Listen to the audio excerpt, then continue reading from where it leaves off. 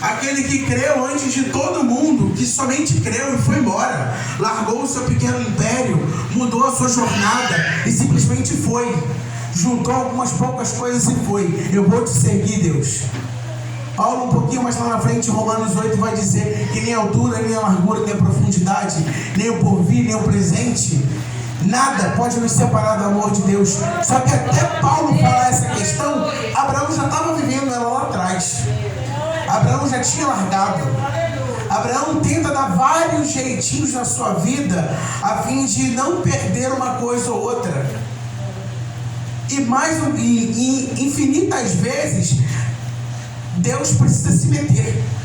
Por exemplo, quando ele esteve no Egito, que ele chamou Sara de irmã, e o rei achou tão bela Sara que queria que ela fosse esposa dele, e Deus teve que aparecer para um ímpio. Olha o que Deus faz por amor a nós. Se for por amor a nós, Deus se mete em qualquer situação.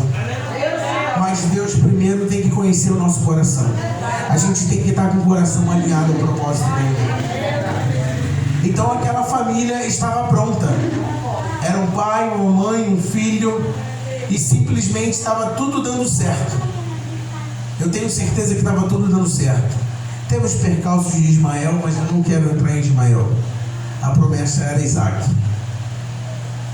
Então, de repente, num ímpeto de saber se Abraão realmente era o amigo de Deus, como Deus já sabia que ele era no passado, Deus agora começa a querer provar Abraão. Deus agora olha para Abraão e fala: Abraão.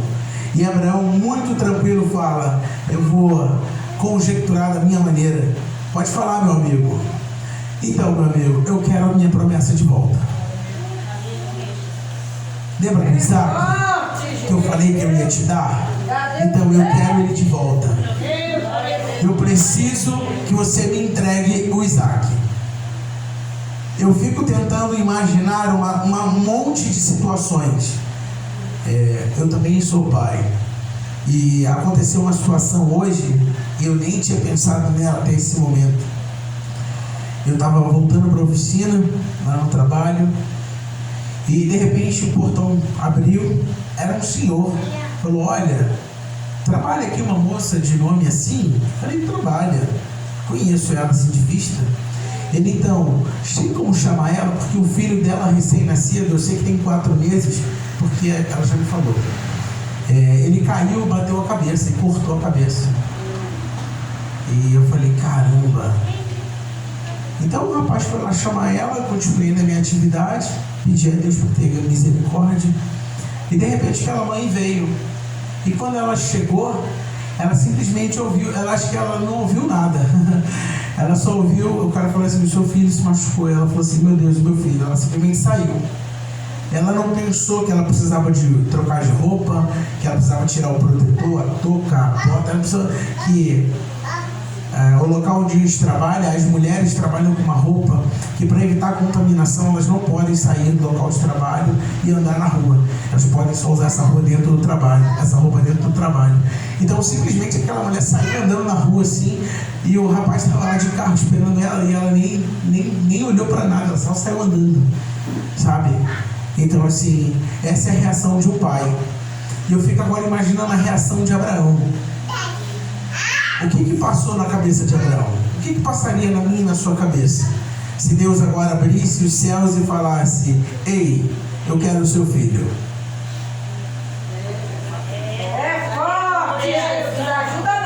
O que passaria na nossa cabeça? A gente vem aqui com o preceito de que amamos a Deus, de que abrimos mão da nossa vida, da nossa velha natureza. Mas e se nessa hora, se essa hora chegasse pra gente agora? Daqui a pouco a gente vai curvar nossa cabeça e fazer uma oração. E se essa hora chegar para você agora?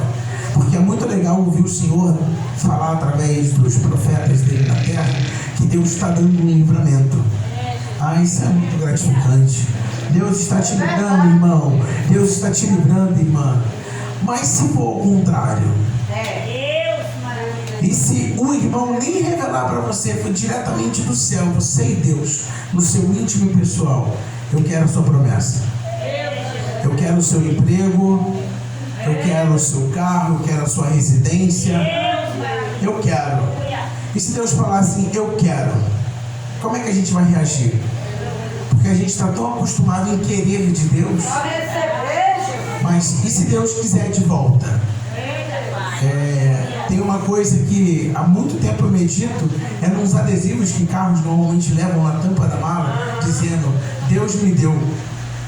Ou então, presente de Deus, propriedade do Senhor. Amém. E se você tiver um adesivo desse, alguém chegar munido do Senhor e falar, ei irmão, Deus está requisitando esse carro agora para a obra. Eu estou indo pro Rio de Janeiro, vamos puxar sardinha do meu lado. Estou puxando sardinha pro meu lado. Quero esse carro que eu vou pro Rio de Janeiro fazer uma obra agora. E aí? Está disposto a pôr a mão no bolso e entregar a chave? E ainda abençoar com o dinheiro da gasolina, uma vez que a gasolina está tão cara? Pois é um tempo muito oportuno. É um tempo muito oportuno. O problema é que a gente está tão concentrado em nós mesmos que as pessoas ao nosso redor estão padecendo. Estão padecendo. A gente precisa sair da zona de conforto. A nossa igreja tem por hábito fazer um propósito em janeiro. A gente chama de janeiro com propósito. Nós oramos 31 dias de maneira ininterrupta. E esse ano foi muito interessante as orações de janeiro, porque Deus colocou no meu coração para a gente jejuar a última semana. Então nós fizemos 7 dias de jejum durante as orações. E no findar do último dia, do penúltimo dia, no sábado, terminou esse ano no domingo, Deus me deu uma visão muito ímpar. Eu sou um irmão muito tranquilo, eu não tenho essas visões com Deus. Deus não me usa para dar chave para ninguém. Amém? Ainda não. Eu também não tenho pressa para nada disso. Eu acho que a gente tem que andar no tempo de Deus. Então eu tenho andado muito assim no tempo de Deus. E Deus me deu 2 visões no mesmo dia, sim, em coisas de segundos. A primeira era um tigre muito grande saindo de dentro da igreja. Mas à medida que aqueles tigres de bengala, de desenho animado, laranja, sabe? Ele ia saindo pelo corredor da igreja. E à medida que ele saía, ele parava sempre e ficava me olhando. Ele parava e me olhava e andava um pouquinho, parava e me olhava e por final ele ia embora. E a outra visão na mesma noite, essa me incomodou bastante. A primeira delas é o inimigo. A gente estava ganhando dele naquele período. Não significa dizer que ele foi derrotado, amém? A gente ganhou dele naquele período, porque no momento que você esmorecer um pouquinho, ele monta em cima de volta e tenta o governo da sua vida, da minha vida e de tudo aquilo que ele acha que é dele, amém? E a segunda visão que me intrigou bastante, essa me deixou bem pensativo. Eu via como se fosse Deus, ou como se fosse um ser muito iluminado. E ele ia no braço como se fosse um escravo, aqueles grilhões de filmes antigos de escravo, e soltava. Ele pegava com as 2 mãos e quebrava. E a reação, eu não via rosto, a reação que aquela pessoa tinha era tipo assim, tanto fez como tanto faz, estar preso ou não. Foi essa reação que ele colocou dentro do meu coração. Então, o que eu quero trazer? Sair da zona de conforto. Sair do comodismo. Essa é uma mensagem que eu tenho trazido desde janeiro, somada ao amor, à aliança e algumas outras coisas que Deus vem colocando no meu coração. Então assim, a gente precisa deixar essa zona de conforto, a gente precisa deixar o comodismo, a gente precisa deixar essa situação que a gente acaba se colocando, aonde vir até esse local de reunião e cultuar essas horas tão tranquilo e depois voltar para casa e nada mudou. E depois, tipo assim, eu abro a minha Bíblia quando eu venho aqui, isso quando eu abro a minha Bíblia. Então assim, a gente precisa mudar esse conceito. A gente está perdendo território dentro da igreja. Dentro da igreja a gente está perdendo território. Então a gente precisa tomar esse controle de novo. A palavra vai dizer que as portas do inferno não prevalecem contra a igreja do Senhor. E vai dizer também que o reino de Deus é tomado por força, por esforço. Então assim, a gente precisa buscar o reino de Deus e a justiça dele. Mateus 6, número 31. Buscar o reino de Deus e a justiça dele. E as demais coisas, a gente está buscando ao contrário. A gente só quer vir para a igreja se a gente tiver o terno. A gente só quer vir para a igreja se a gente tiver um vestido novo, um sapato novo. Eu só vou quando eu tiver. Mas não é quando você tiver. Você vai sem ter e Deus vai te dar. Essa é a Bíblia. Você vai sem ter e Deus espera você ter condições para você começar a ter. Porque quando a gente fica pensando assim, não, quando eu tiver eu vou. Uma outra questão que a gente pensa muito para esse tempo é assim, Deus, eu precisava tanto ter um grande emprego para mim ter um grande dízimo. Eu já ouvi isso acompanhando o meu pastor.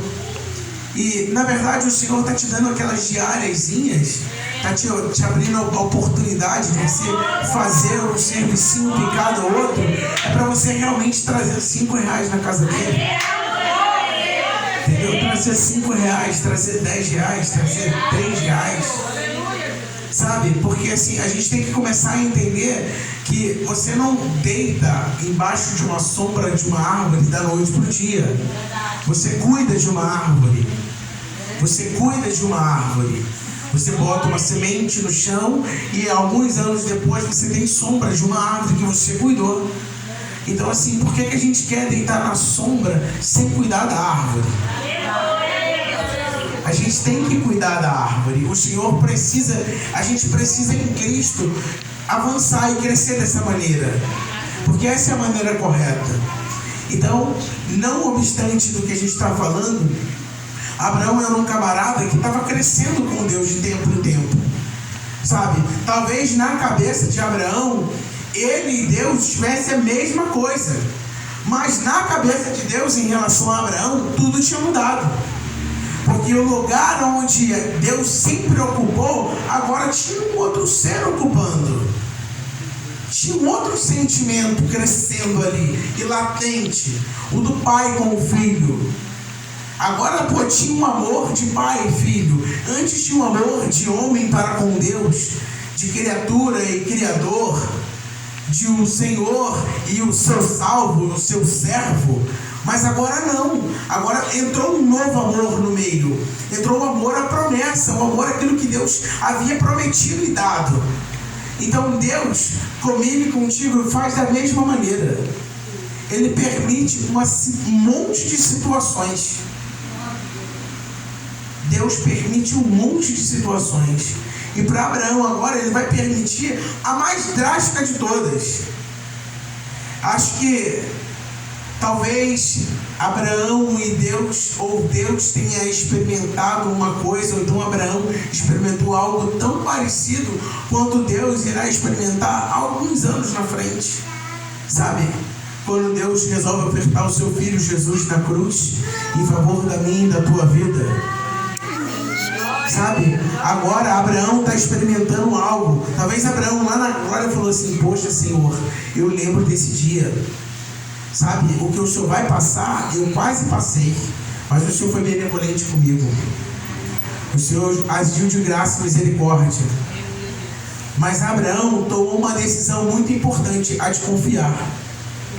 Abraão confiou o tempo inteiro. Pegou o seu filho e levou